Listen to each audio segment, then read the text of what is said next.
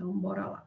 Vamos falar sobre lançamento tributário, pedido do Israel. Vocês sabiam que a primeira aluna da FDCO que passou na OAB foi em Direito Tributário, né? Eu não sabia, não. Foi a primeira aluna da FDCO que passou na prova da OAB. É a única área do direito que, se eu advogar um dia, eu tenho interesse. Porque as outras não tem jeito. As outras não tem interesse nenhum, não. Mas o tributário e previdenciário eu tenho interesse. E depois, Samuel, se você puder entrar numa aula minha para falar um pouquinho sobre a carreira aí da advocacia tributária para os meus alunos, eu acho que vai ser interessante. Você passar o seu olhar, enfim. Não, pode, a gente combina. Você entra numa das minhas aulas aí para falar um pouco sobre isso. Eu também, não, se eu fosse combina. Advogar um dia, seria também na área tributária, né? Se eu fosse atuar como advogada, seria com certeza absoluta nessa área também.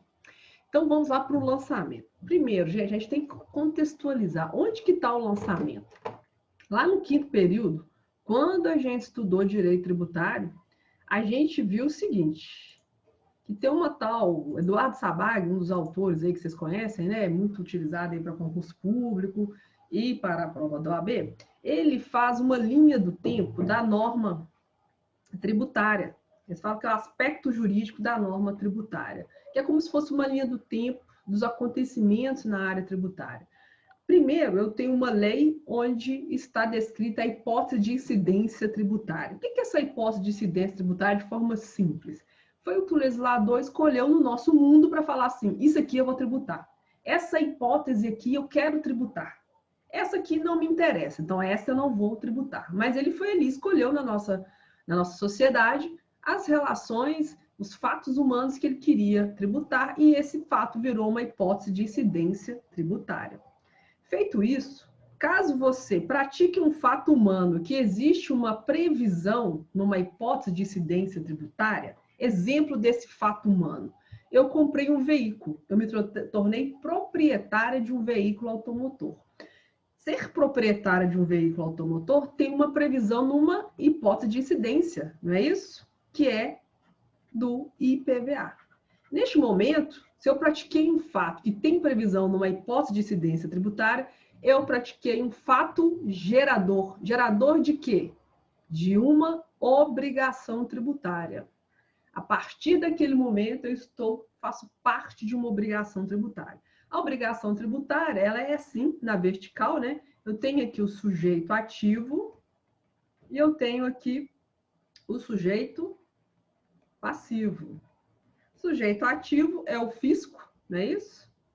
E as entidades também para fiscais, né? Então, quando a gente tem o sujeito ativo direto e o indireto aqui, né? E no sujeito passivo eu tenho também o direto, que é o contribuinte, é aquela pessoa que está ligada ao fato diretamente, contribuinte, para você escrever e falar. E eu tenho aqui o indireto, que é o responsável tributário.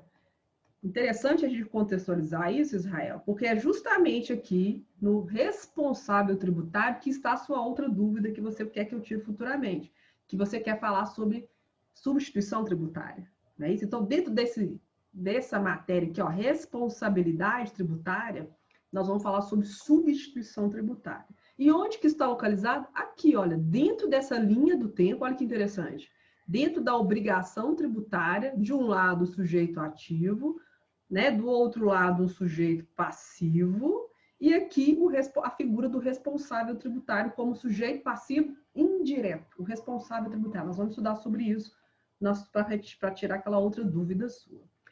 E essa relação é na horizontal por quê? Porque o direito tributário é ramo do direito público, supremacia do interesse público sobre o privado, na relação, não é isso? Então, o Estado está sob condição de superioridade, diferente das outras áreas do direito, que a relação é horizontal, ok? Ok, então pratiquei um fato gerador que tinha uma previsão na hipótese de incidência tributária e a partir daí entrei dentro de uma obrigação tributária, né? Como sujeito passivo, seja ela contribuinte ou o responsável tributário. Feito isso, até então o fisco não pode me cobrar. O fisco só pode me cobrar quando existir o crédito tributário, não é isso? O crédito tributário é a instrumentalização da cobrança.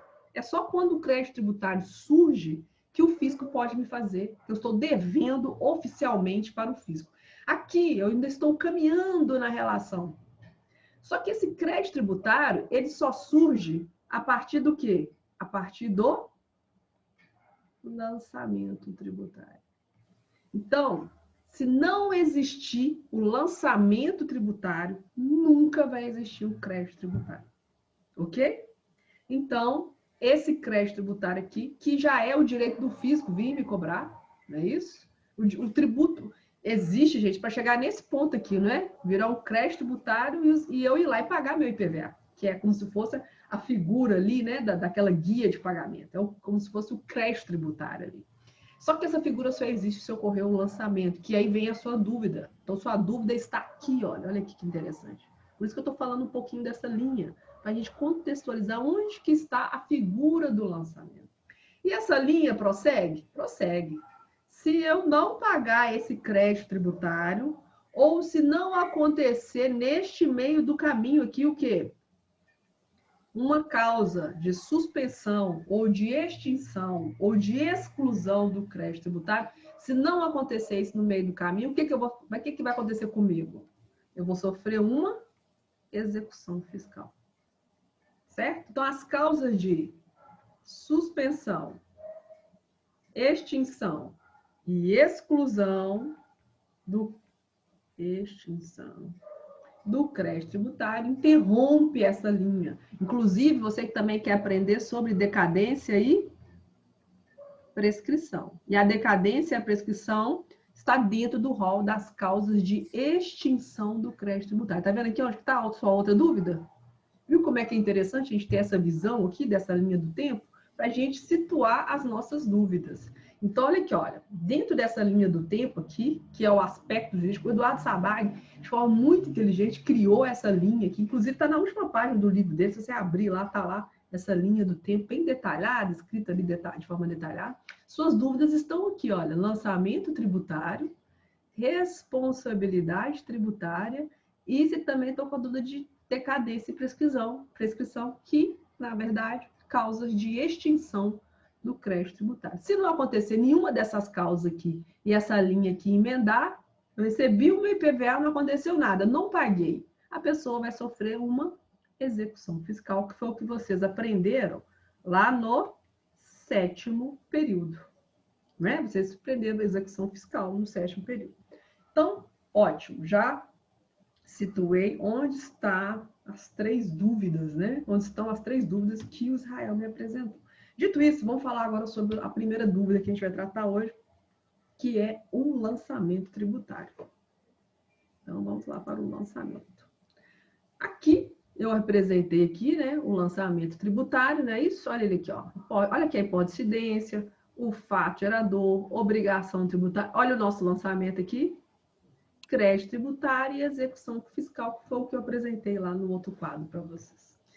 Então, vamos falar sobre o lançamento. O fato gerador dá nascimento à obrigação tributária. Foi isso que a gente viu lá, né? Que eu expliquei rapidamente para vocês. Pratiquei o fato gerador, nasce a obrigação tributária. Ao passo que o crédito tributário, que é esse carinha aqui, ó, o crédito tributário, surge com a figura do lançamento. Lembra que eu falei? Para o crédito tributário existir, tem que ter a figura do lançamento. E o que é o lançamento, gente? Lançamento, imagina uma pessoa lançando. A verdade é essa. Né? Hoje tudo é computadorizado, tudo é digital, mas pense isso em 1966. O agente, né, fiscal, o servidor ali da fazenda pública tinha que pegar um papel ali e lançar mesmo. Quem que é aquele PVA que está devendo, né? Quem que é que comprou o veículo? A Silvia, então ela é contribuinte. O que é a matéria tributável? É o IPVA, é a propriedade do veículo. Qual que é a alíquota? Aí vai lançar ali, né? Qual que é o CPF da Silva? Qual que é o endereço dela? Vamos qualificar ali o devedor, vamos qualificar a matéria tributária. Isso é tudo o quê? Lançamento. Então, o fisco ele começa a lançar os dados para que exista a figura do crédito tributário. E aí, onde que está a definição de lançamento? Artigo. Vamos abrir aí o CTN. Né? Vamos acompanhar a aula para você já estar preparado lá para o dia da prova. Mas o que eu fico mais feliz na área tributária é que os meus melhores alunos sempre vão para a área tributária. 142 do CTN. Abriu aí, Israel? Sim, olha, tá. 142, né? Com o CTN aqui. Tá. Onde que está No localizado? CTN esse aqui. Ah, O meu excelente. o meu é um próprio de tributário. Perfeito. Já está preparado para a prova, né? Perfeito, isso aí. Olha, onde que está inserido o artigo 142? Ele está dentro do capítulo 2, não é? Olha aí para você ver, olha aí seu CTN. Onde que está o artigo 142? Sim. Capítulo 2, o que está escrito Constituição do aí? crédito tributário. Então, como é que você constitui o crédito tributário? Constituição do Lançamento. Com o lançamento. lançamento. Seção 1, lançamento. Artigo 142. Lê, por favor, para mim, ô Israel, 142. Compete privativamente à autoridade administrativa constituir o crédito tributário pelos lançamentos. Assim entendido, o procedimento administrativo tendente a verificar a ocorrência do fato gerador da obrigação correspondente, determinar a matéria tributável, calcular o montante do tributo devido, identificar o sujeito passivo e, sendo o caso, propor a aplicação de penalidade cabível. Ótimo. Então, vamos parar e pensar. Aí o parágrafo único, ele fala... Pode falar. É o parágrafo único. A atividade administrativa de lançamento é vinculada e obrigatória, sob pena de responsabilidade funcional. Excelente. É porque seu som está demorando um pouquinho aqui para chegar para mim. O que acontece? Lembra do que eu estava te falando ali? Para e pensa. Em 1966, vamos entrar aí num túnel do tempo, né? Deixa eu fechar essa minha janela aqui, só um instantinho.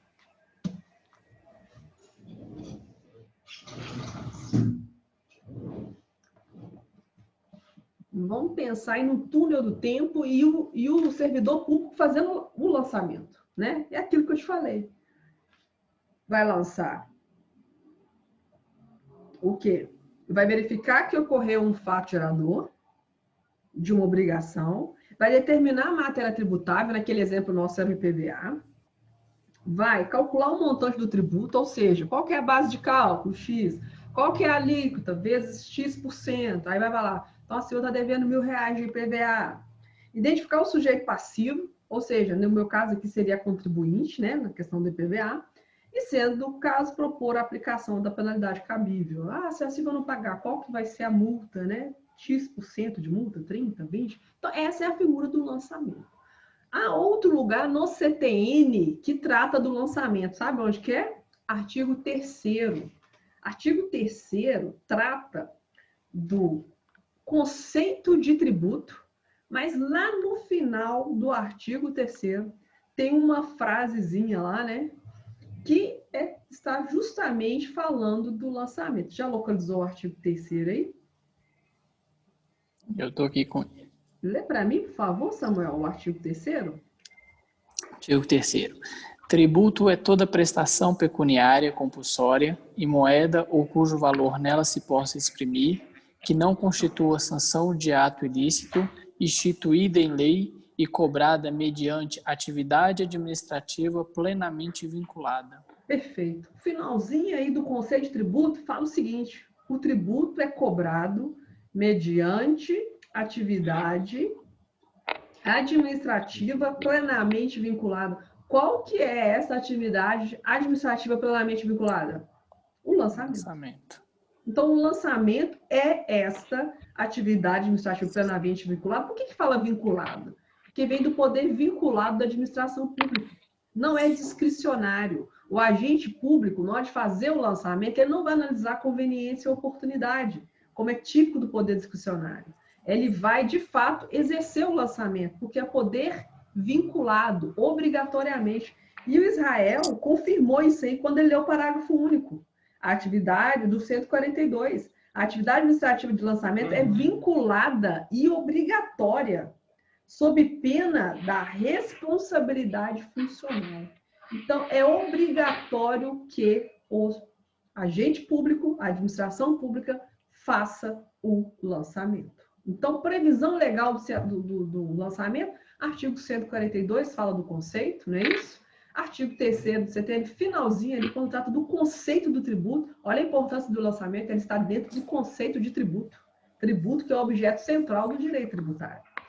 E aí eu venho aqui com a definição doutrinária do que é lançamento. Ato administrativo unilateral, privativo do fisco, plenamente vinculado, acabei de explicar, declaratório da ocorrência do fato gerador. Então, ele declara a ocorrência do fato gerador e constitutivo do crédito tributário. A gente leu aqui, ó, capítulo 2, constituição do crédito tributário. Então, o lançamento é constitutivo do crédito tributário. Ele é um ato administrativo ou é um processo administrativo? O entendimento majoritário da doutrina é que ele é um ato administrativo. Quando eu falo que ele é plenamente vinculado, é justamente isso que está lá no artigo 3º do CTN. Não há discricionariedade, ou seja, conveniência e oportunidade. O lançamento está relacionado ao poder vinculado da administração pública. A autoridade é obrigada a efetuar o lançamento sob pena de, tá aqui no parágrafo único, responsabilidade funcional. É privativo do fisco. Deixa eu limpar aqui a nossa tela. Então, vamos lá. Ele é privativo do fisco. Ius imperi, não é isso? O fisco é que tem que fazer o lançamento. Mas você pode me perguntar, professora, mas e o autolançamento, que é uma das modalidades de lançamento que a gente vai ver daqui a pouco? Não é o sujeito passivo que faz tudo? Aguarda aí que daqui a pouco a gente vai responder isso daí. Tá? Então, daqui a pouco a gente vai saber essa dinâmica aqui. Então, quem é que faz o lançamento? O fisco, a administração pública.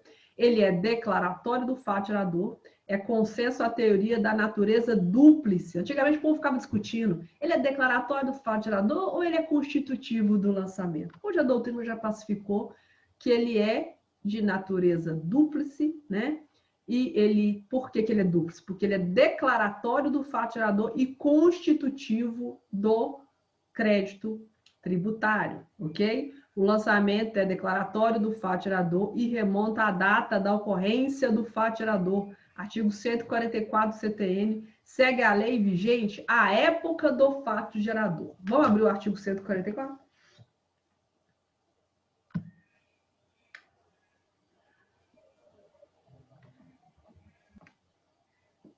Leia aí, por favor, Israel. O caput do 144, por enquanto.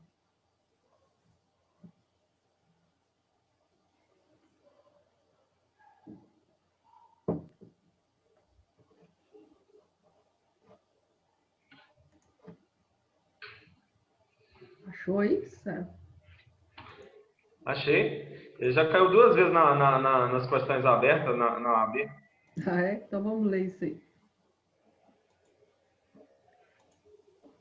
O lançamento reporta-se à data da ocorrência do fato gerador da obrigação e rege-se pela lei então vigente, ainda que posteriormente modificada ou revogada.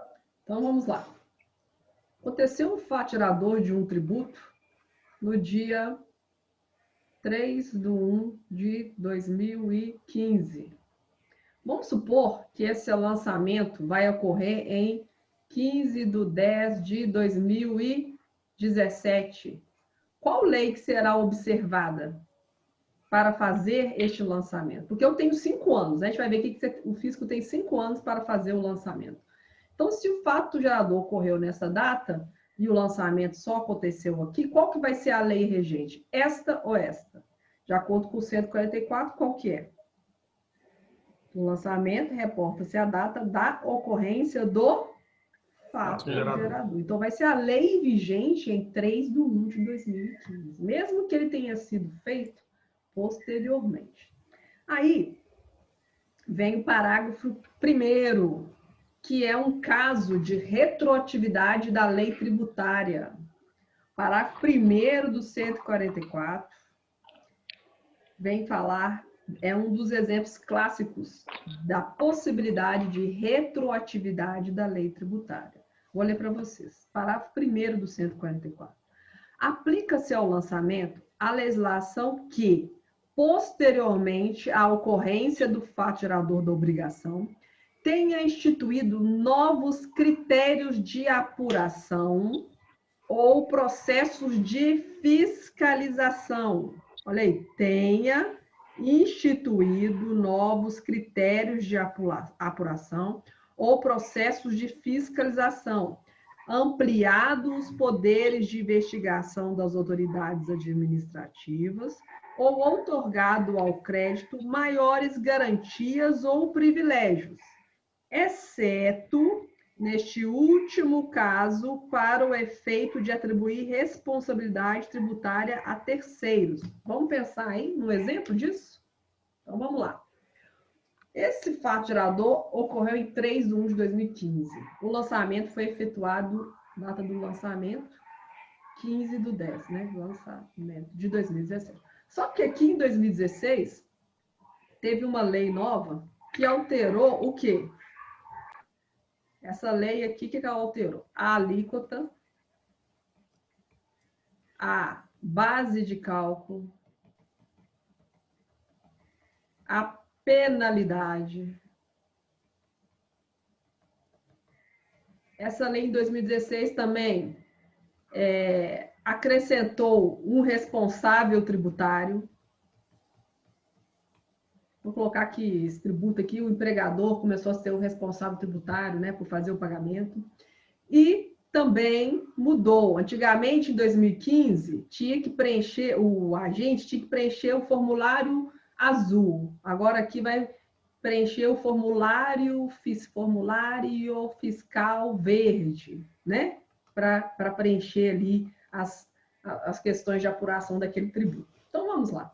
Se o lançamento foi só feito em 2017, qual alíquota vai ser aplicada? A de 2015 ou a de 2016? A de 2015. Então, a alíquota, 2015. A base de cálculo foi alterada. Qual que vai ser a de 2015 ou 2016? 2015. A penalidade foi piorada. Se foi melhorada, vai ser a de 2016, né? Mas ela foi piorada, né? Então, de 30% passou para 40%. Vamos pensar que aqui, ó. Aqui era 30%, aqui foi para 40%, né? De multa, vamos colocar assim. Se ela foi piorada, vai ser a de 2015. Acrescentou um novo responsável tributário. Vou colocar a figura de 2016 e 2015. 2015. Alterou a forma de fiscalização e colocou agora que o formulário que o agente vai preencher é o verde, não o amarelo. Vai aplicar a de 2016. É isso que vai acontecer. Por quê? Vamos pensar, gente. Se a alíquota e base de cálculo é isso aqui, né? A lei vigente à época do fato gerador. Penalidade, se melhorar, eu posso aplicar a que foi melhorada, se não tiver transitado julgado. Não é isso? Acrescentar um novo responsável tributário, gente, é como se estivesse aumentando aí mais um sujeito passivo da relação. Imagina, de repente você se torna sujeito, você é empregador, né? Aí a lei muda agora, você se torna sujeito responsável tributário de uma obrigação tributária que tem que ser a partir de agora, não de fato que ocorreu lá no passado. Imagina você ser chamado para uma lide por causa de fatos geradores ocorridos no passado. Não tem lógica nisso. Então, também não pode ser, tem que ser essa lei anterior aqui. Então, é isso que está escrito aqui, olha.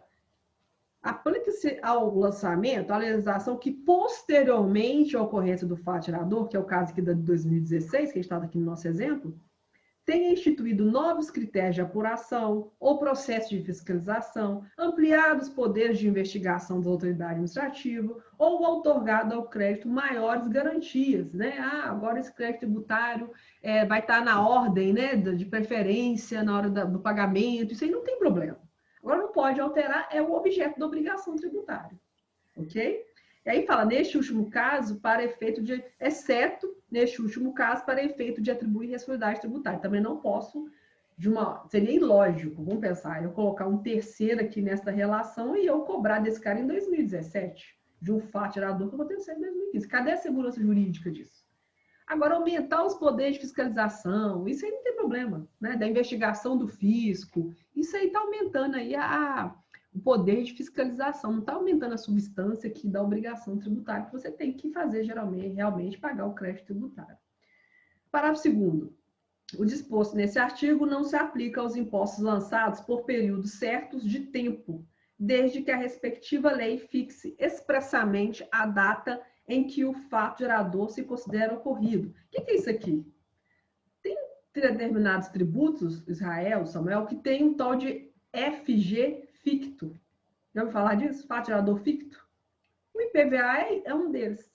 O tributo que é de propriedade, IPTU, IPVA, tem que ter um fato gerador ficto. Por quê? O fato gerador não é a propriedade. Você é proprietário do seu veículo a cada segundo, o tempo inteiro. Você é proprietário do seu imóvel todo o tempo. É um fato gerador permanente. Só que, para título de legislação, a lei elege um momento ficto, que é geralmente 1º de janeiro. Então, 1º de janeiro é o momento ficto do fato gerador do IPVA. 1º de janeiro é o momento ficto do IPTU. Vai depender da legislação de cada estado e de cada município, né? Que um é imposto estadual, o outro imposto municipal. Então, vamos voltar aqui para o nosso roteirinho. Então, a gente já tirou aí. Eu acho que aqui não precisa mexer, não. Vamos voltar agora aqui. Aqui eu estou com um quadrinho aqui. Bora, aqui. Então, vamos lá. Ele é também, né? Vamos continuar com o roteiro aqui. Constitutivo do crédito tributário. A gente acabou de falar, né? O direito do fisco cobrar ao contribuinte surge com a figura do lançamento. Com o lançamento, a dívida ganha liquidez e surge o direito de exigir o devedor. Natureza jurídica. Tem gente que fala que é processo administrativo, tem gente que fala que é ato administrativo. A maioria dos tributaristas modernos consideram o lançamento um ato administrativo e não um processo administrativo. Eu considero que seja um ato administrativo. Se é ato administrativo, não se esqueçam. Lembra dos elementos do ato administrativo, lá do direito administrativo? Tem que estar na figura do lançamento. Motivação, lembra? Conformidade, objeto. Se ele é um ato administrativo, ele tem que ter todos os elementos exigidos de um ato administrativo. Quem que determina quais os elementos do ato administrativo? O direito administrativo. Então, o Israel deve utilizar isso aí muito nas defesas, né? Nas defesas administrativas que ele faz lá perante o fisco. Se você quiser desconstituir um lançamento, você pode alegar aí a teoria do ato administrativo. Uma vez eu prestei um parecer jurídico que a gente conseguiu desconstituir o lançamento com a teoria do ato administrativo. Finalidade do lançamento. Continuando aqui. Constituir o crédito tributário, verificar a ocorrência do fato gerador, tudo está lá no caput do 142. Determinar a matéria tributável, se é um imposto, se é uma taxa, se é uma contribuição de melhoria, e por aí vai, né? Calcular o montante do tributo, né? Calcula-se o quanto que é devido, ou quanto debetur, né? Se que é em latim, cálculo, né? Da base de cálculo versus a alíquota. Como é que você calcula um tributo? Só para lembrar aqui, né? É BC vezes a alíquota. Não é assim? Identifica o sujeito passivo. Vamos dar uma leitura aqui, ó, no artigo 97, inciso 3 do CTN. Você tem horário para sair daqui? Israel. Samuel? Se quiser sair, Samuel, fica à vontade. Né, eu estou, inclusive, no serviço até agora, mas estou esperando. Não, para mim tá... Ah, não, porque eu estou querendo terminar. Daqui a pouco vai vir, né, as modalidades. Então, pode ser que a gente ultrapasse aí um pouco de 8 horas. No máximo, 8h30. Não, para mim está tranquilo. Tá? Tranquilo. Artigo 97. Somente a lei pode estabelecer, inciso 3, a definição do fato gerador da obrigação tributária principal, ressalvado ou disposto no parágrafo 3º do artigo 32. Ou seja, o fato gerador e o contribuinte, eu não sei porque eu coloquei esse inciso 3 aqui, identificação do sujeito passivo, a definição do fato gerador da obrigação tributária principal, essas questões aqui, ó, toda vez que você vai ler uma lei, o Samuel deve estar calejado disso aí, né, Samuel? Se eu quero descobrir, se eu pegar qualquer lei, né, lei de qualquer imposto, vai estar lá o contribuinte, quem que é o contribuinte, quem que é o responsável tributário, qual que é a alíquota, qual que é a base de cálculo, tudo isso vai estar numa lei, né, o responsável tributário, enfim, isso já faz parte do seu dia a dia, né, a fonte de estudo sua primeira é aquela. Então, identifica o sujeito passivo, propõe a aplicação de penalidade. Então, vamos lá, inciso 5 do 97. A combinação de penalidades para as ações ou omissões contrárias a seus dispositivos ou para outras infrações nelas definidas. Ou seja, somente a lei pode estabelecer a combinação de penalidades. Então, na hora do momento do lançamento, o fisco só pode aplicar penalidade prevista em lei. Não pode inventar penalidade. Olha aqui o artigo 97, inciso 3. Quando tiver alguma dúvida na hora da prova lá, Israel, o 97 do CTN fala de forma categórica o que somente lei pode estabelecer. Bom você ter. Tem uns artigos que são emblemáticos, né? O 97 do CTN, o 146 da Constituição. São artigos que falam que somente lá no 146 fala sobre lei complementar, né? E aqui fala sobre a lei, aqui no 97, e por aí vai.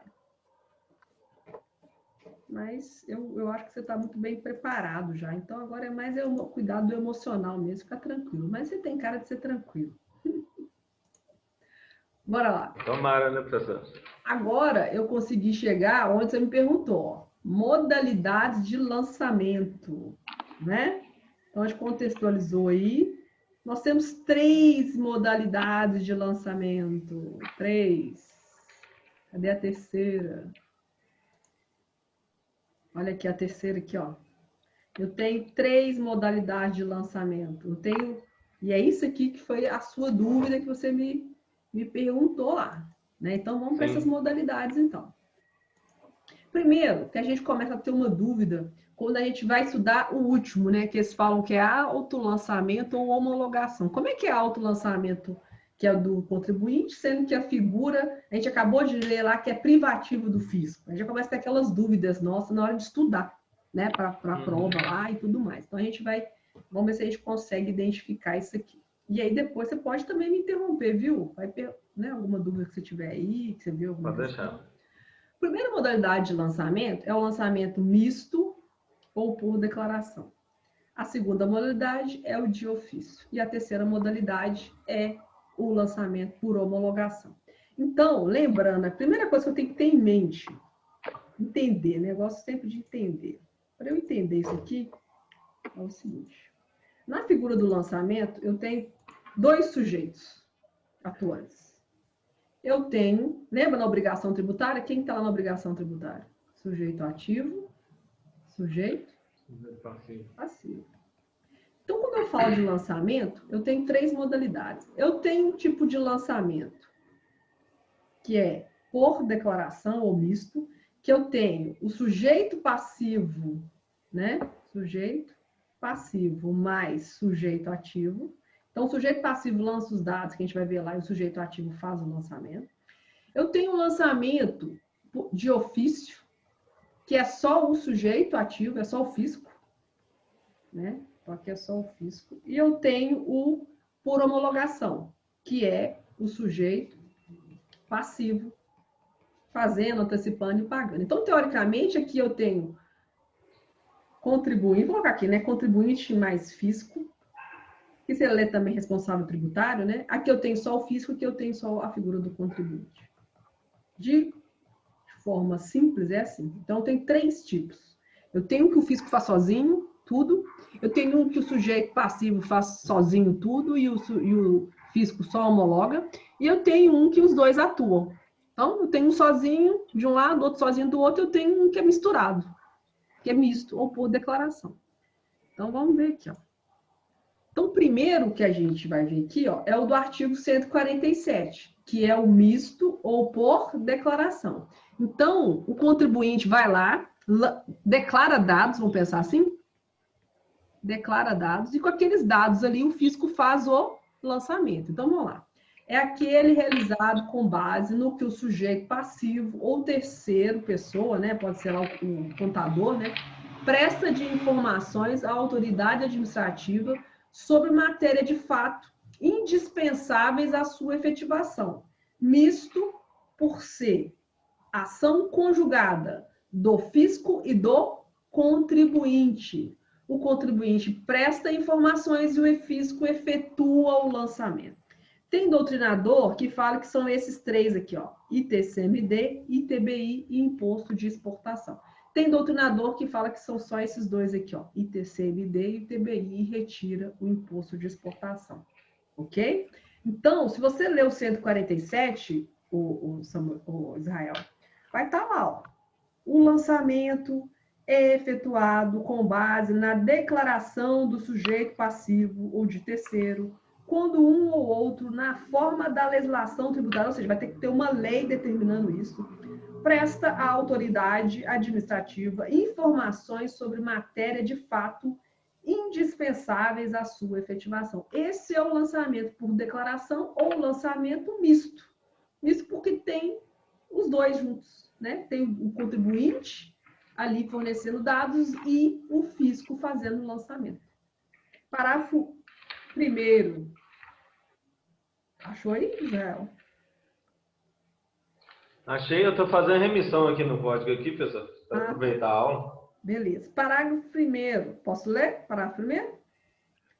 Pode. A retificação da declaração por iniciativa do próprio declarante, quando vise a reduzir ou excluir tributo, só é admissível mediante comprovação do erro em que se funde e antes de notificado o lançamento. Se você ler esse parágrafo, você vai ver que isso é um absurdo.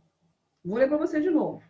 A retificação da... Vamos supor, eu fui lá e declarei dados. Aí eu descobri que eu declarei errado, calculei errado ali, então calculei a base de cálculo e acabou que o meu tributo ficou além do valor que eu teria que pagar. Só que aqui, de acordo com o CTN, eu só posso fazer essa retificação antes de eu ser notificado do lançamento. Porque assim, no lançamento por declaração ou misto, eu presto os dados, o fisco faz o lançamento e me cobra. Aí eu faço o pagamento. Entendeu? O lançamento misto ou por declaração. Eu declaro os dados, o fisco vai lá, faz o lançamento e depois daquilo é que o contribuinte vem e faz o pagamento. Só que eu só posso retificar isso depois do quê? Até a notificação. Só antes da notificação. Fui notificada, acabou. Mas aí você fala assim, professora, então tá bom. Então se eu fui notificada, acabou, não vou poder nunca mais me defender? Pode sim. Você pode impugnar depois o lançamento. Só que aí eu só vou poder impugnar com recurso administrativo ou na área judicial. Entendeu? Então, só para a gente entender o que o parágrafo 1º aí está falando. Porque não adianta a gente ficar só lendo, né? A gente tem que entender. Então, no lançamento por declaração ou misto, o sujeito passivo, então vou colocar aqui Israel, né? Que eu não quero dever nada para o fisco, não. Vai lá, lança os dados, não é isso? O fisco vem aqui, vou colocar o fisco aqui de cartola, né? É sempre o povo mais rico, né? Igual o Johnny Walker, né? Não fica de cartolinha. Eu tô fazendo uma interpretação aqui, porque eu fiz esse tempo, uns dias desses para trás, eu fiz um lançamento, uma declaração para pagamento de TBI de um apartamento da minha mãe. Eu estou assimilando com a matéria aqui para ver o que eu fiz. Entendeu? É isso aí. Aí eu fiz primeiro, eu declarei o valor venal, eu declarei da época de que minha mãe adquiriu o apartamento, que há 15 anos atrás era 35 mil reais. Há 15 anos atrás era 35 mil reais. Ou seja, da data do fato gerador, né? Aí o fisco veio o boleto da avaliação do apartamento, 156 mil reais. Aí a gente imaginava que a gente ia pagar um pouquinho, veio uma pancada para pagar. Aí você podia ter tentado impugnar, né? Para ver. Mas a legislação municipal. Só que aí a gente pensou que ia envolver um tanto de situação, que é um apartamento que está sendo transferido da minha prima para minha mãe. Entendi. Aí o fisco poderia alegar que sonega não foi declarado na época. Aí a gente já pensou um mal aí que o fisco poderia interpretar para conta imposto de renda que foi sonegado, entendeu? Entendi. Aí a gente ficou calado. Entendi.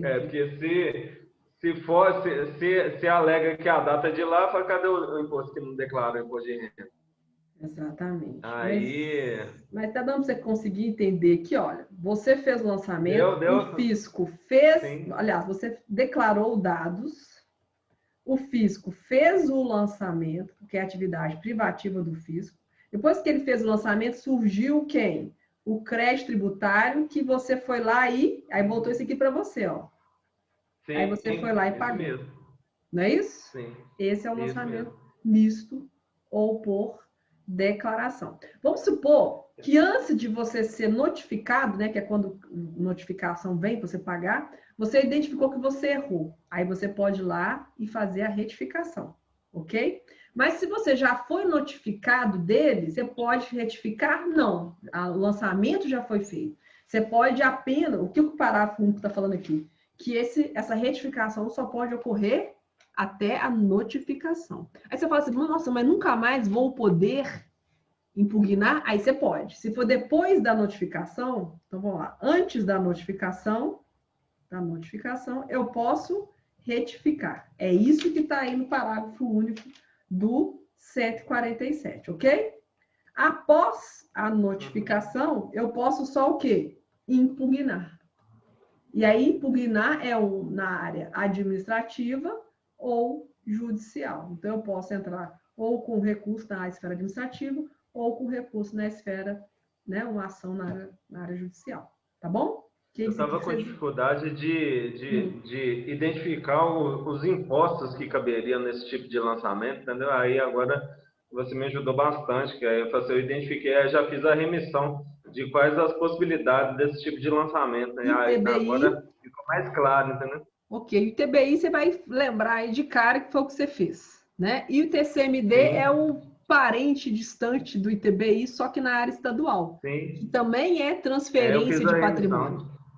O ITBI também é transferência. Eu fiz a remissão aqui do 156 e do 155 e do 156 da Constituição, que aí eu já consigo assimilar bem. Ótimo, perfeito. E o imposto de exportação, o pessoal também costuma colocar no rol, porque a pessoa vai lá, emite a guia, né, lança os dados ali na alfândega. Sim. E a partir vou lançar ele aqui também.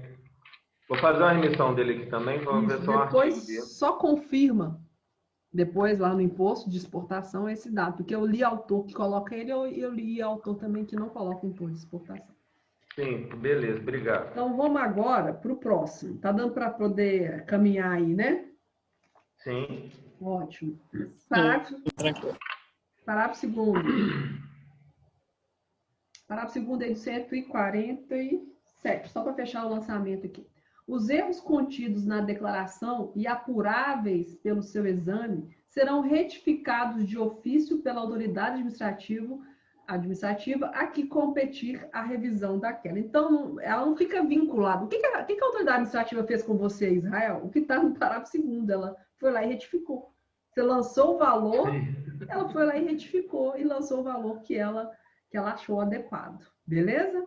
Então, esse aí é o lançamento misto ou por declaração. Lançamento direto ou de ofício. Exemplos clássicos aí são esses dois aqui, olha para você ver, já que você falou que está com dificuldade nisso, né? IPTU ou IPVA. Você lançou algum dado? Todo ano você lança algum dado para receber seu IPVA? Você lança algum dado? Só chega a pancada para a gente pagar. Não é? Outra situação, iluminação pública. Você paga todo mês. Você faz algum lançamento? Não. Então, a contribuição de iluminação pública também é de ofício. Vamos pensar nas taxas? Pensa numa taxa, aquela taxa de licenciamento do veículo que você tem que pagar todo ano. Você faz algum lançamento? Não. Taxa de coleta de lixo, você não tem que pagar também? Você faz algum lançamento? Você lança algum dado? Não, chega para você pagar. Então, IPTU e IPVA, contribuição de melhoria, contribuição para a iluminação pública e taxas. Ok? A decisão no STJ que considere IPVA como lançamento por homologação. Mas a que impera na doutrina, que a gente vai estudar sempre para a prova do AB, é colocar ele aqui no rol do lançamento direto ou de ofício. Se você quiser, eu mando esse materialzinho aqui para você, se você quiser dar uma lida depois. Você vê que é pouca coisa, deve dar umas 3 páginas. Se quiser depois, só para você lembrar. Sim. E aí, beleza, agradeço. Eu coloquei uma anotação aqui, ó, do Hugo de Brito Machado. Vamos lá. Lançamento de ofício é aquele que pode ser efetuado pela autoridade independentemente de aprovação e da colaboração do sujeito passivo. Ou seja, não precisa da atuação do sujeito passivo. Em alguns casos, olha que interessante, pode ser a modalidade normal do lançamento do tributo, que é o que a gente acabou de ler isso aqui. Ó. Nestes casos aqui, é a modalidade normal do lançamento. Sendo também modalidade pela qual pode ser feita a revisão de qualquer outra forma de lançamento anteriormente efetuada. Então, o lançamento de ofício tem alguns tributos que já nascem pelo lançamento de ofício, que é o IPTU, esses aqui que a gente citou.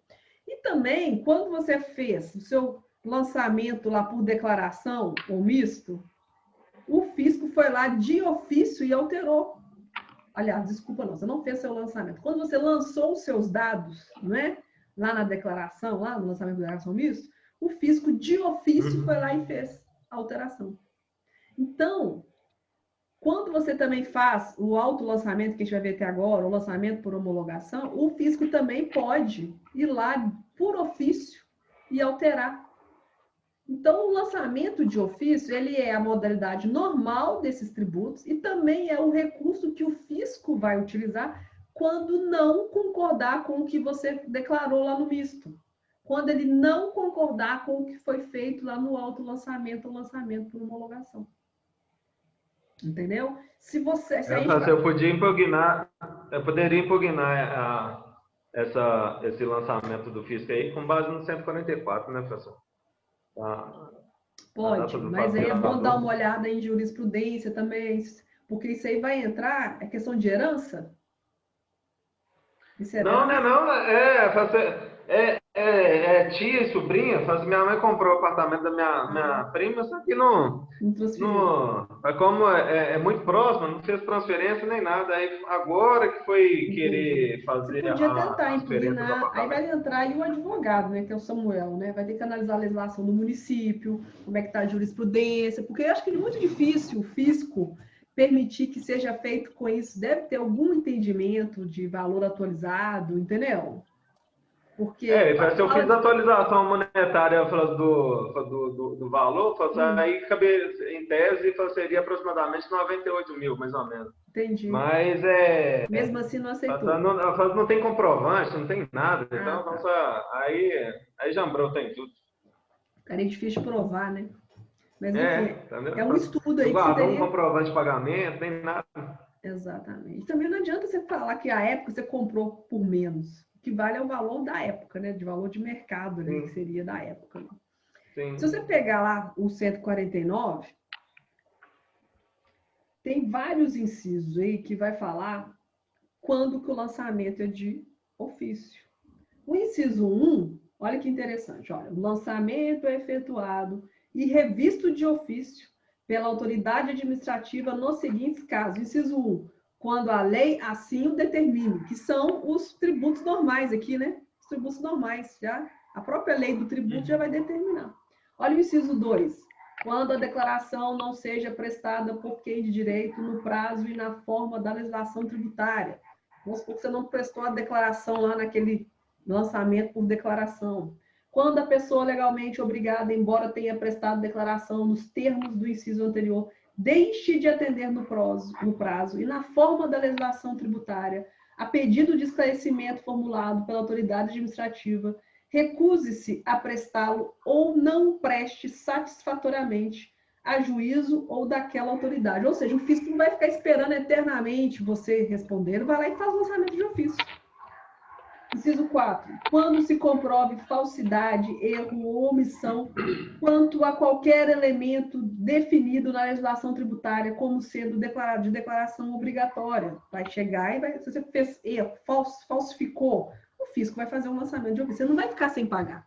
Para existir um crédito tributário, tem que ter um lançamento. Então, ele vai lá, vai desconsiderar, anular os dados que você fez e vai fazer o lançamento dele de ofício. Ele que vai apurar tudo e vai fazer por conta dele, sem atuação sua. Inciso 5.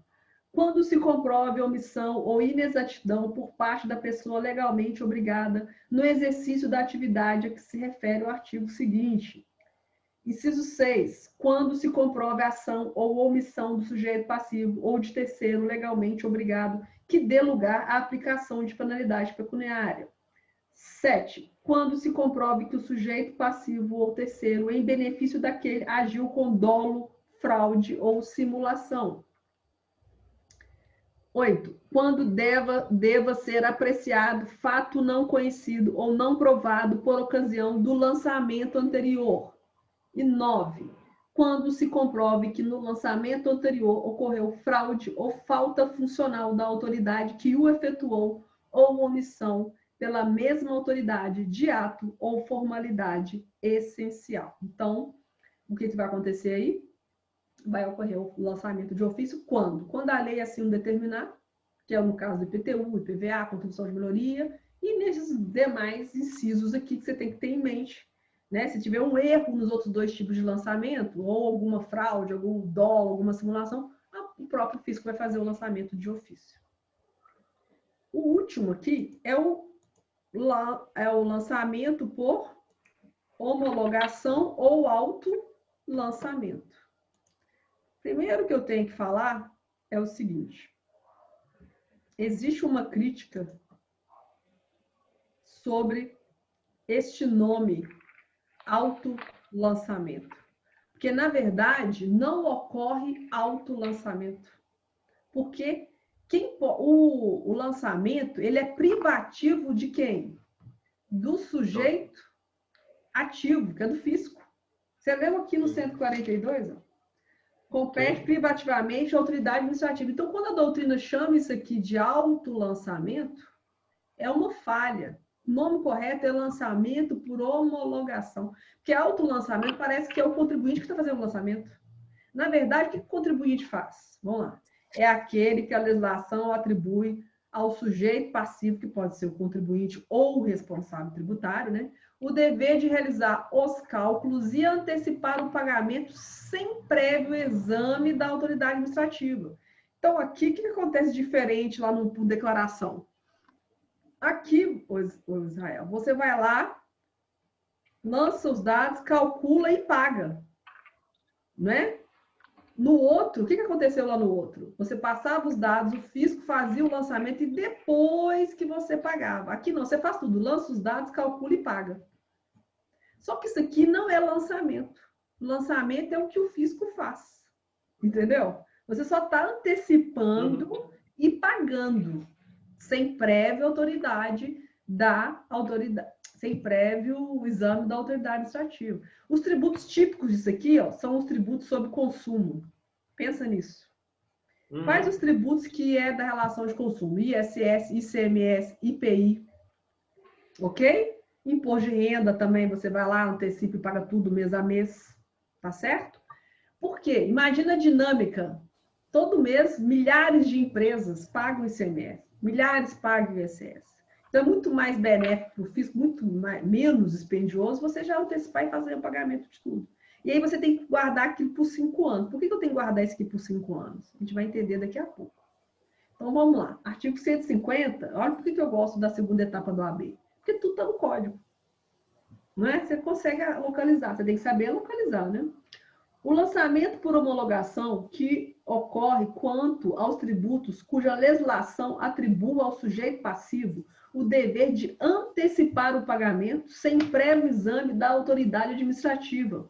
Opera-se pelo ato em que a referida autoridade, tomando conhecimento da atividade, assim exercida pelo obrigado, expressamente homologa. Então, o lançamento ocorre quando a autoridade administrativa faz a homologação. Essa homologação pode ser expressa ou pode ser tácita. Tácita em 5 anos. Se ficar calado 5 anos, foi tácito. Entendeu? Parágrafo 1º do 150. O pagamento antecipado pelo obrigado nos termos deste artigo extingue o crédito tributário. Extingue o crédito sob condição resolutória da ulterior homologação do lançamento. O crédito, de fato, só extingue aí, né, quando ocorrer a homologação, né? Você faz o pagamento, antecipa. Mas só você tem aquela segurança que o crédito foi extinto, ou quando a autoridade homologa expressamente o que você fez, ou quando ela tacitamente ocorreu. Por isso que você guarda lá 5 anos a documentação. Porque ocorre a homologação tácita. Parágrafo 2º. Não influem sobre a obrigação tributária quaisquer atos anteriores à homologação praticados pelo sujeito passivo ou por terceiro, visando a extinção total ou parcial do crédito. Parágrafo 3º. Os atos a que se refere o parágrafo anterior serão, porém, considerados na apuração do saldo porventura devido, e sendo o caso na imposição de penalidade ou subgraduação. No parágrafo 4º, vem falar do prazo. Se a lei não fixar prazo, ou seja, pode ter lei fixando prazo diferente, ok? Isso aqui, esses 5 anos, não é uma regra absoluta, porque olha aí a ressalva.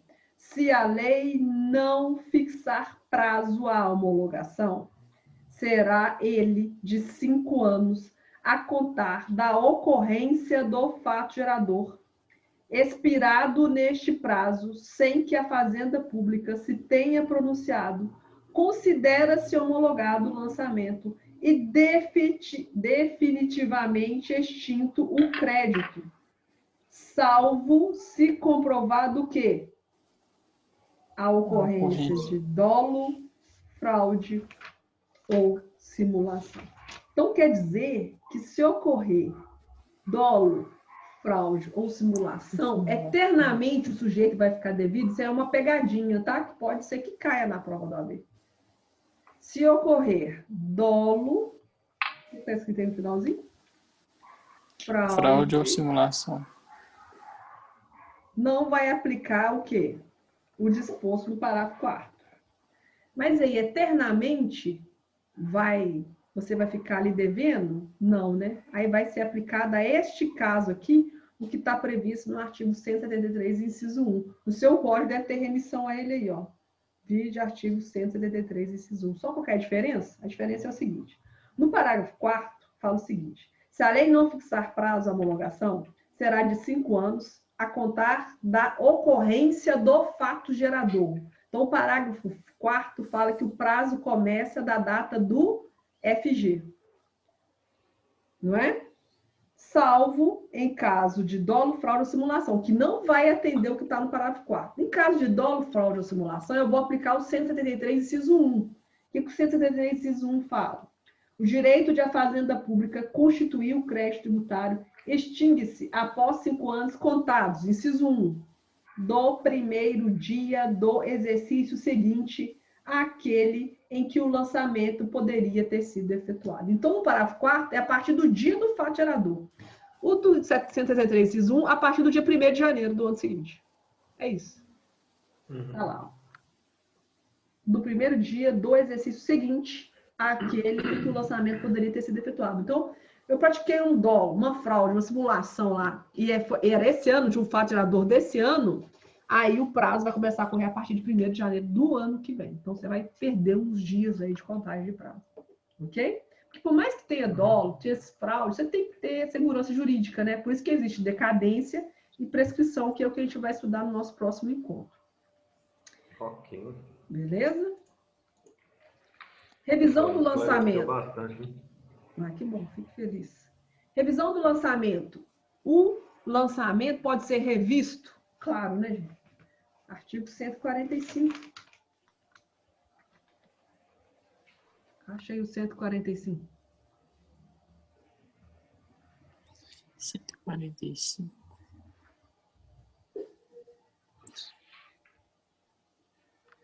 145. O lançamento regularmente notificado ao sujeito passivo só poderá ser alterado em virtude de: inciso 1, impugnação do sujeito passivo; inciso 2, recurso de ofício; inciso 3, iniciativa de ofício da autoridade administrativa, nos casos previstos no artigo 149. Ótimo. Então, inciso 1 é impugnação do sujeito passivo, lembra? Ah, o carinha pode fazer uma retificação antes de notificado, lembra a declaração que ele deu? Se já foi notificado, ele vai entrar aqui no inciso 1, ele pode impugnar. Pode impugnar também qualquer circunstância, tá? No autolançamento, que o nome é errado, né? Seria lançamento por prorrogação, por lançamento misto, por lançamento de ofício. Pode ser revisto o lançamento? Óbvio. Isso é ato administrativo, gente. Pode ter falha. Então, pode ter impugnação, pode ter recurso de ofício por parte do físico e pode ter a própria iniciativa do físico de uma autoridade administrativa. Então, ele pode ser revisto? Pode. O lançamento pode ser revisto. Arbitramento de lançamento, artigo 142, 148. Vou ler para você. Quando o cálculo do tributo tenha por base ou tome em consideração o valor ou preço de bens, direitos, serviços ou atos jurídicos, a autoridade lançadora, mediante processo regular, arbitrará aquele valor ou preço sempre que sejam omissos ou não mereçam fé as declarações ou os esclarecimentos prestados ou os documentos pedidos pelo sujeito passivo ou pelo terceiro legalmente obrigado, ressalvada em caso de contestação, avaliação contraditória, administrativa ou judicial. Então, o arbitramento, gente, é um caso que a medida extrema, excepcional, né? Então, quando a autoridade administrativa desconsidera os valores informados, eu copiei aqui para você aqui, ó. O arbitramento é medida extrema, excepcional, a qual a autoridade administrativa deverá recorrer apenas nas hipóteses de as informações e declarações oferecidas pelo contribuinte serem imprestáveis para o conhecimento da verdade. Não é lícito recorrer ao arbitramento em situações nas quais as declarações ou os documentos do contribuinte possuem vícios formais sanáveis, que não comprovem a veracidade ou a confiabilidade das informações que veiculam. O arbitramento não é punição, sanção ou castigo para o contribuinte, que simplesmente deixe de pagar, que deixe de entregar documento. É preciso que a falta ou a omissão do sujeito passivo torne impossível para a autoridade conhecer a verdade a respeito das realidades e dos montantes a serem considerados na feitura do lançamento. Por isso mesmo, se a empresa tem escrita contábil, a falta de declaração de rendimentos não autoriza o arbitramento do lucro. Então, se tem uma escritura contábil lá, dá para o fisco apurar de outra forma. Ok? Tem prazo para efetuar lançamento? Você acha que tem? Tem. Tem, né? Aí entre os prazos de prescrição e decadência, né? Exato. Não decai o direito do fisco. Tá. E aí nós vamos aprender na outra aula que não é prescrição, mas nós já vamos aprender a partir de agora que é decadência. A prescrição... Esses termos aí que você precisa ficar mais isso, afiado. Nós vamos estudar isso aqui na próxima aula. Ó. Ocorrido aqui o fatirador, né? Normalmente, o prazo para ser feito o lançamento é de 5 anos. Fazer o lançamento. Se não ocorrer o lançamento em 5 anos, ocorre, sabe o quê? Decadência. A prescrição é depois que o crédito tributário existe, e aí você tem 5 anos para ser executado. Aí é prescrição. Lembra, quando você vê prescrição, tá vendo aqui? Ação. É o direito de ação. Prescrição é o direito de ação, que morre aqui em 5 anos. Aqui já é anterior à existência do crédito tributário. Então, naquela linha nossa do tempo lá, né, que ela está aqui embaixo também, ó, eu tenho um prazo de 5 anos para fazer o lançamento e esse crédito tributário nascer. Se não ocorrer esse lançamento, ocorre a decadência. Após esse prazo, ocorre a decadência, que é a perda do direito de constituir o crédito tributário. É o sonho de todo contribuinte, né? O fisco perdeu o prazo do lançamento e o crédito tributário nem existiu, não é isso? É o sonho. Pensa nisso, a decadência é a decadência do fisco e a alegria do contribuinte, porque o crédito tributário nem nasceu. Eu não estou nem devendo. Na execução, você ainda fica 5 anos ali, atormentado. Ai, meu Deus, será que eu vou ser executado? Ai, não é? Na prescrição ali, né? Durante 5 anos, eu estou com medo de ser executado. Aqui não, aqui o crédito tributário nem nasceu, nem entrei devendo ainda. Vamos pensar assim, né? E aí ocorre o quê? Uma extinção de um crédito tributário antes mesmo dele nascer. Ok? O que o 173 do CTN fala? 173. O direito de a Fazenda Pública constituir o crédito tributário, extingue-se após 5 anos. Aí começa a ver, contados do quê? Inciso 1. No primeiro dia do exercício seguinte, aquele que o lançamento poderia ter sido efetuado. Ou seja, ocorreu o fato gerador esse ano, teria que ser efetuado esse ano. Não foi efetuado a partir do ano seguinte. Lembrando que nos tributos por homologação, como é que conta o prazo lá da homologação? É o parágrafo 4º do 150. A gente leu lá, ó, a partir da data do fato gerador. Então, a homologação aí, neste caso, se não homologar também já era, né? Aliás, ficou calado, homologação tácita, não é isso? Então, o prazo para homologação é a do 150, parágrafo 4º. Prazo para decadência, artigo 173. Inciso 1, esse fato aqui, ou no inciso 2, da data em que se tornar definitiva a decisão que houver anulado por vício formal o lançamento anteriormente efetuado. Vamos supor que você impugna aquele lançamento, você não concordou com ele. Aí vem uma decisão na área administrativa ou judicial e, né, que não cabe mais recurso, né, a data em que se torna definitiva a decisão que houver anulado. Aí vem uma decisão que anulou, seja ela administrativa ou seja ela judicial. Anulou aquele lançamento anterior. Não cabe mais recurso, ou seja, é definitiva. A partir daquele dia, nasce um prazo para fazer um novo lançamento, né? Porque eu não anulei, o fisco, a decisão não anulou o lançamento anterior, feito pelo fisco. Então, tem que ter um novo lançamento para surgir o crédito tributário para poder pagar, concorda? Se não acontecer isso em 5 anos, ocorre também a decadência. Entendeu o raciocínio aí? Então, você impugnou um lançamento. Saiu uma decisão administrativa irreformável, ou seja, definitiva, que anulou aquele lançamento anterior, o lançamento do fisco anterior. Se passar mais de 5 anos, eles não fizeram um novo lançamento, decaiu. Porque se anulou o lançamento anterior, não existe mais crédito tributário. Entendeu a lógica aqui do raciocínio? Entendi. Parágrafo 1. O direito a que se refere esse artigo extingue-se definitivamente com o decurso do prazo nele previsto, contado da data em que tenha sido iniciada a constituição do crédito tributário pela notificação. Ou seja, esse prazo ele corre até a data da notificação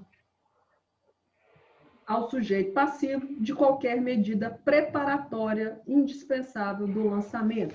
Por quê? A gente leu aqui no artigo anterior, vamos ver qual foi. O artigo 145. Volta lá no 145. Quando que um lançamento é regular? Quando ele é notificado. Olha lá, artigo 145. O lançamento regularmente notificado ao sujeito passivo. Então, é a notificação, o lançamento, ele só é efetivado quando o sujeito passivo é notificado. Então, esse prazo de 5 anos é contado até a data da notificação. Passou 5 anos e você não foi notificado, o crédito tributário pode ter até sido lançado lá, mas você não foi notificado, então aconteceu a decadência, de acordo com o CTN. Bom, tem outra forma de constituir o crédito tributário? Vamos pensar aqui, ó. Segundo a doutrina, como regra, a constituição do crédito se dá pela realização do lançamento. Mas se este falhar, pode também ser constituído por auto de infração, imposição e multa. Então, tem uma forma aí, de acordo com a doutrina. Vamos supor, você não fez o lançamento, você vendeu sem nota fiscal, não é? Não vai acontecer o lançamento, né? Porque você devia ter feito, lançado os dados, antecipado. Se vir e ocorrer uma notificação de infração da autoridade, é também uma forma de ter um crédito tributário. Silvia, vamos lá, uma dúvida que eu tenho aqui, né, com a mistura desses artigos é o seguinte. O crédito vai ser constituído com lançamento, onde vai ser definido o sujeito passivo, correto? Exato.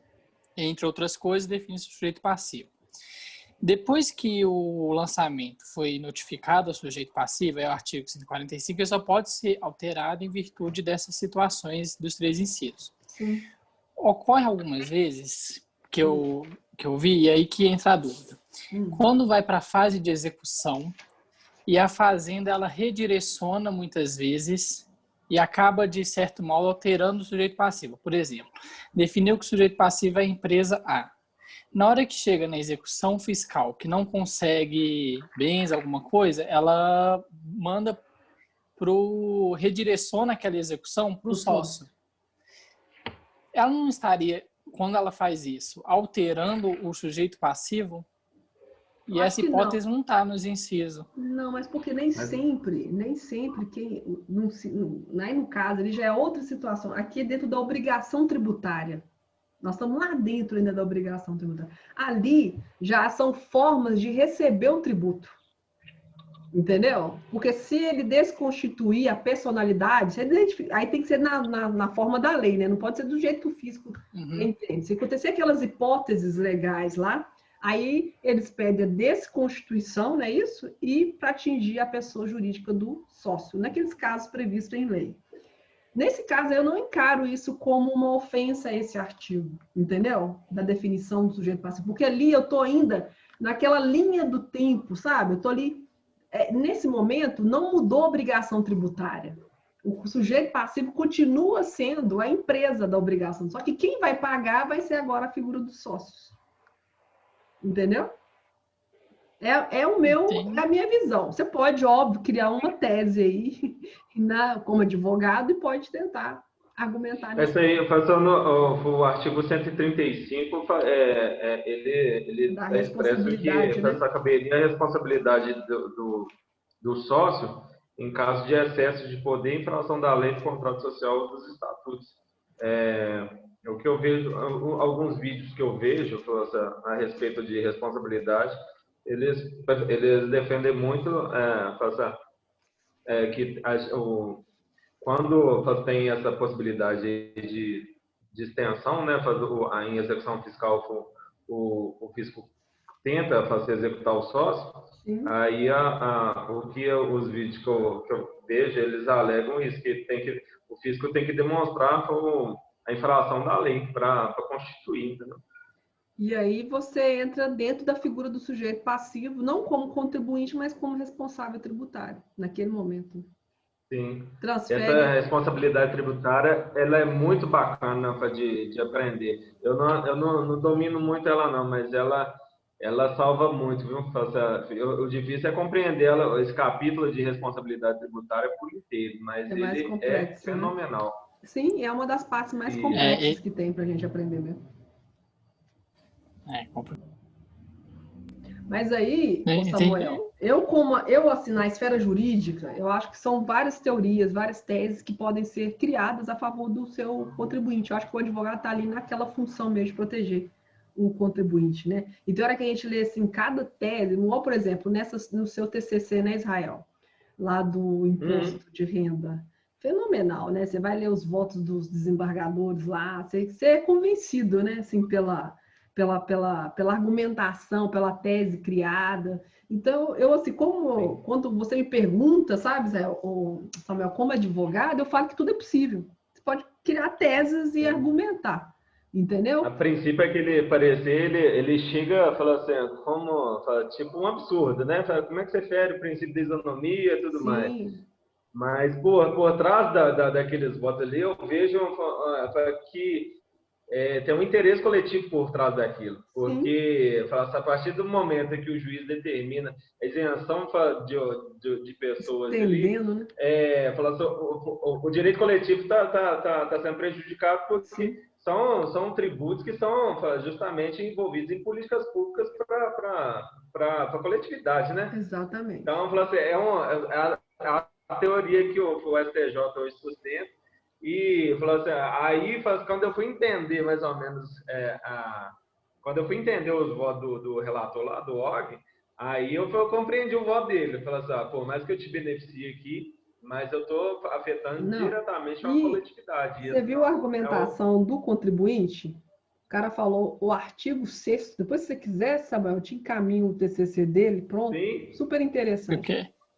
Pode mandar. Você vai lendo, sua cabeça vai mudando. Você vai lendo uma argumentação, você vai por aquela linha. Você lê a outra, nossa, tem esse outro lado aqui que pode ser analisado, o cara foi ninja, ele foi lá no caput do artigo 6º e falou, não, o artigo 6º fala que quem está aqui no rol já entra, não precisa de detalhar.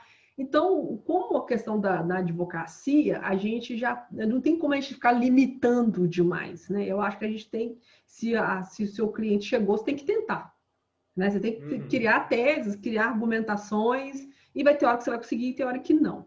Agora, foi bem lembrado aí pelo Israel que o fisco vai alegar o artigo lá do C35, né? Que é a responsabilidade tributária, que acaba sendo um sujeito passivo também da obrigação.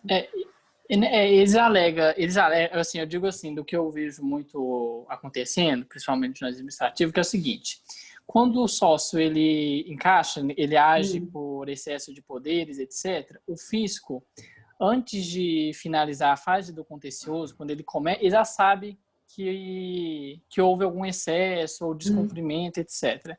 Então, acontece muitas vezes, ainda na falha administrativa, ele já incluiu o sócio como sujeito passivo. Sim, aí já é uma falha, né? Aí já inclui. A questão que eu penso é quando ele não inclui. Entendi. Ele não inclui, não faz isso, e depois lá na execução é que isso acontece.